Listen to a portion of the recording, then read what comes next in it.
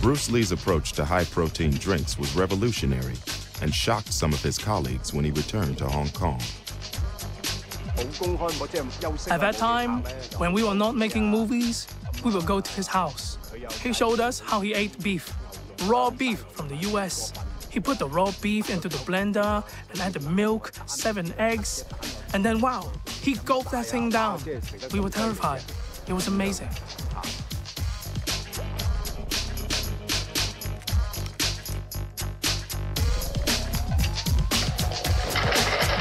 And it wasn't just his high-protein shakes that shocked his friends.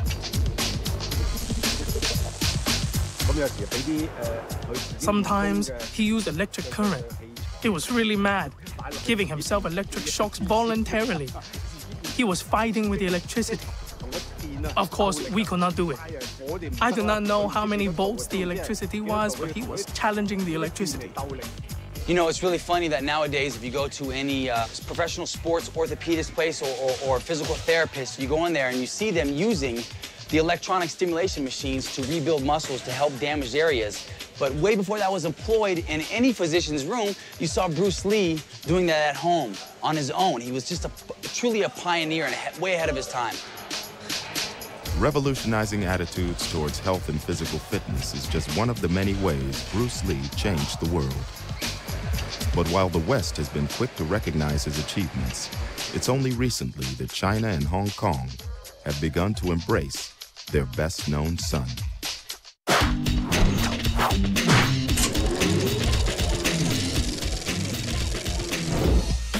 It's been more than 35 years since the man universally hailed as the king of martial arts movies died after making just 4 kung fu films. Since his death, Bruce Lee has been recognized as a visionary who changed not just action movies and martial arts, but also philosophy, music, and pop culture.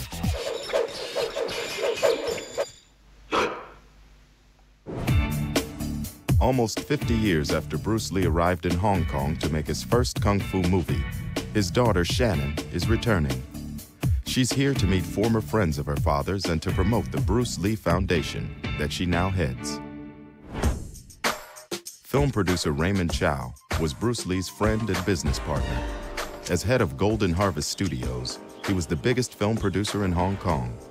Now aged 80, he stopped doing interviews some time ago, but has arranged to make an exception for Shannon, the daughter of a man he first saw on a television talk show nearly 40 years ago. It's a fateful evening that I watched that, so I decided to call him first thing in the morning. And I'll say that's the beginning of something important in the movie industry. Bruce Lee changed the way actors were treated by studios by negotiating his own contract and taking a creative role in the writing, producing, directing, and choreography of his films. You and my father had kind of an interesting and revolutionary relationship for the Hong Kong film industry, right? Yes, I think that's the only fair way to do it. And it avoid a lot of problems of negotiating things. And Bruce and I the relationship was so close. He didn't want to have that. I didn't want to have that. The first film Bruce Lee made with Raymond Chow was The Big Boss, about the struggle of the Chinese community in Bangkok. Life change. Remember your promise. You're on your own from now on. You know, boy, a woman can be a blessing or a ruin to a man.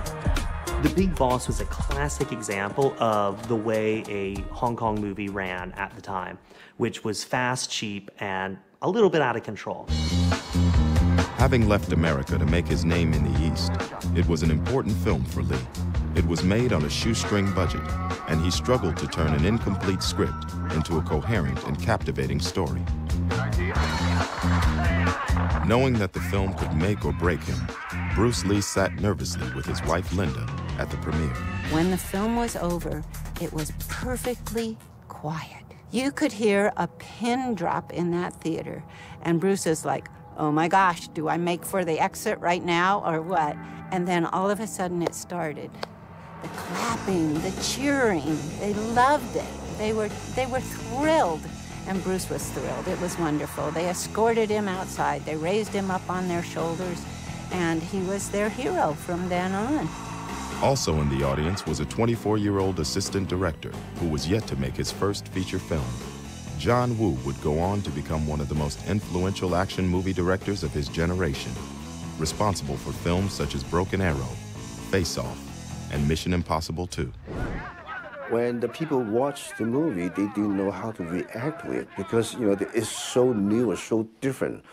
It's so different from other martial arts movie. You know, maybe Bruce's performance too powerful. And then after they find a real thing, and then they're all very happy and they all cheer and clapping, you know. I think at that moment, and at that night, we have found our true hero. And from that night, Bruce Lee became a legend. Despite costing less than $100,000, The Big Boss smashed all local box office records. But even before the premiere, Bruce Lee had already started working on his next film, Fist of Fury, a film that would help create a sense of patriotism in Hong Kong. At the beginning of the film, there's this whole thing where they give him the sign saying, Dong Na Beng Fu, sick men of Asia. And he comes back and he says, Hong Kong people. Chinese people are not sick men of Asia. And I think Hong Kong people were like, Hong Kong people are not sick men. They took that message to heart and they cheered him on. He was really like the prodigal son returning back to be embraced by Hong Kong as a community. But I think that's his place was, he was part of a movement to create an indigenous identity for Hong Kong people, and I think that identity continues to this day. China in the early 70s was caught up in the Cultural Revolution, which was a hideous, hideous, bloody interlude in modern Chinese history, where hundreds of thousands of people died, children turned on their parents. It was awful. And you had people running away from China, fleeing to Hong Kong and saying, our country is drowning in blood. People couldn't be proud of that China. So instead they were proud of this mythological China, and the place that mythological China came from were movies. It was like buying a ticket to a movie theater. It was like getting a passport to what you knew was in your heart was the real China. And that was one of the things that Bruce Lee saw. For many Chinese people, the strong character played by Bruce Lee was both revolutionary and inspiring. We were so weak, and we had been looked down by so many. So after Fist of Fury, they feel they are not sick anymore, and they become strong. It's all because of Bruce Lee. We are not sick men. As in The Big Boss, Bruce Lee played a nationalist hero. The character struck a chord with Chinese audiences, so with his third film, Way of the Dragon, he played on the same themes. This fight scene with karate champion Chuck Norris in the Colosseum in Rome is celebrated by martial arts fans as an all-time classic.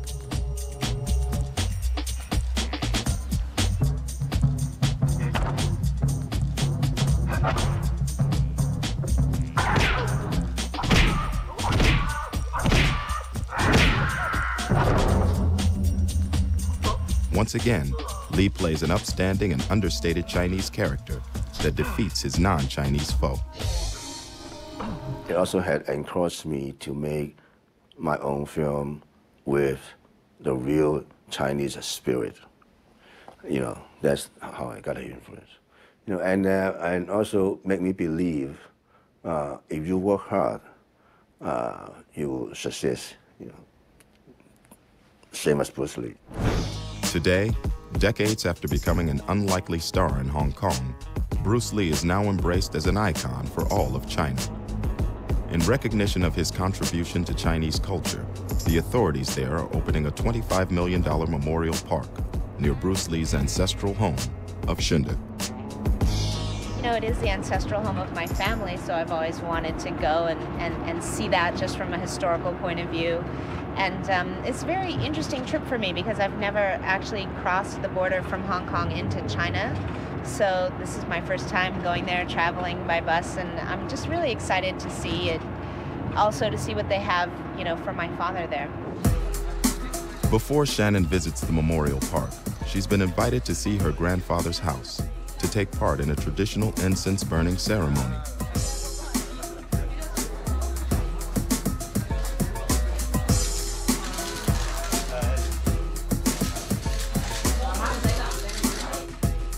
Word has spread of Shannon's visit, and the whole town turns out to welcome her. Thank you so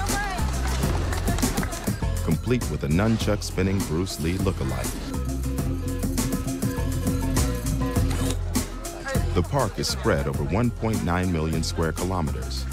As well as a museum, it will eventually host an 18-meter-high statue of Bruce Lee. For decades, the Chinese government banned Bruce Lee's films, but his attitudes towards free enterprise and individualism have softened. They've realized that Bruce Lee is an ideal icon for the new China. His spirit is the same as that of the Chinese people, which is never say die, be unyielding, and keep striving. Values which are promoted in China nowadays. The museum in China looks set to be followed by one in Hong Kong, where they intend to turn Bruce Lee's former house into a museum as well. Bruce moved into this house in 1971 and lived there until his death in 1973. This is the first time Shannon has been back since. I lived here from the age of 2 to the age of 4. You know, it looks very different than it did before. It was much more of a home. There was grass, and so it's a little different, but it's very nice, very reminiscent for me to be back here. Yu Panglin is a billionaire real estate and hotel owner and one of China's most generous philanthropists. He's agreed to donate the house to the government so long as they let him expand the building to include a cinema, shops, and a library. I think it's such a natural fit. I mean, my father, though he was born in the United States, he grew up here. His family lived here. Shunda is just very near to here, so it seems really natural for there to be a museum here. But you know, Hong Kong is a hustling, bustling, ever-changing place. It's hard to find a dedicated space for such a thing. And so, you know, now that he's willing to donate, this just seems like such a natural idea, so I think it just makes all the sense in the world. The news of this museum coincides with another sign of the Chinese government's relaxing attitude, with the broadcast of a 50-part television series on the state-run channel called The Legend of Bruce Lee.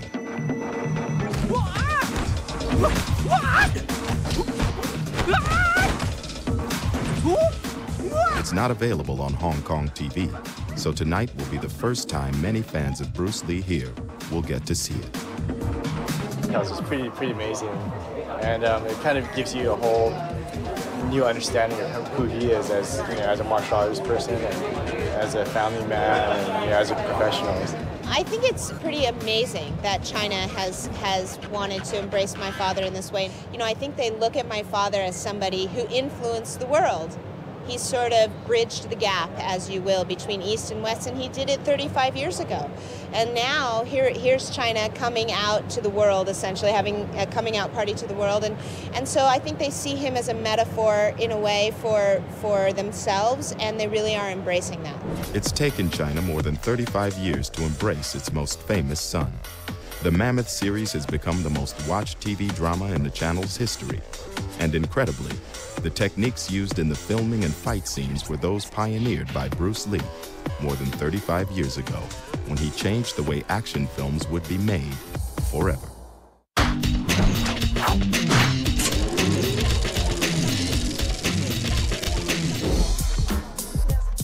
Hong Kong has for many years been the action movie capital of the world. Bruce Lee returned here in 1970 to make his 4 kung fu films and revolutionized the way fight scenes in movies were filmed. You want to fight? I'll take you on. Stunt coordinator Thomas Sin is a kung fu master who took up martial arts after seeing Bruce Lee. The thinking, fighting, and pictures in his movies are still innovative today. He just advanced dozens of years ahead of us. Today, he's practicing wire work, where a stunt double is attached to wires to mimic the appearance of flying. It's a technique that's been used in Hong Kong filmmaking for almost 50 years and is best known from films like Crouching Tiger, Hidden Dragon.